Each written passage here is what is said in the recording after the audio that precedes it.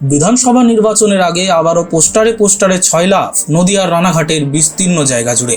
প্রত্যেকটি পোস্টারে লেখা রয়েছে বাঁচতে চাই চলো বিজেপি তারায়। জানিয়ে শুরু হয়েছে জোর রাজনৈতিক তরজা। মঙ্গলবার নদিয়ার রানাঘাটের শহরতলির একাধিক দেওয়ালে এই পোস্টার দেখা যায়। পোস্টারের নিচে লেখা রয়েছে রানাঘাট টাউন টিএমসি। যদিও এবছর বিধানসভা নির্বাচনে তৃণমূলের একটাই স্লোগান বাঁচতে চাই চলো বিজেপি তারায়। বিজেপির দাবি তৃণমূলের এই স্লোগান কখনোই বাস্তবায়ন হবে না। সামনের বিধানসভা নির্বাচনে যতই চেষ্টা করুক তৃণমূল জয় পাবে না, জয় হবে বিজেপির। অন্যদিকে পাল্টা সুর তৃণমূলের। রানাঘাট পৌরসভার চেয়ারম্যান কুশল দেব বন্দ্যোপাধ্যায়ের দাবি বাঁচতে চাই চলো বিজেপি তারাই তাদের স্লোগান হলেও নোংরা রাজনীতি করে না তৃণমূল।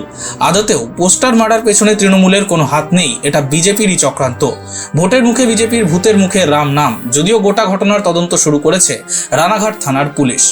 বলে কিছু না, আমাদের দলগত নেতৃত্ব আছে, তাদের সিদ্ধান্তে এটা হচ্ছে।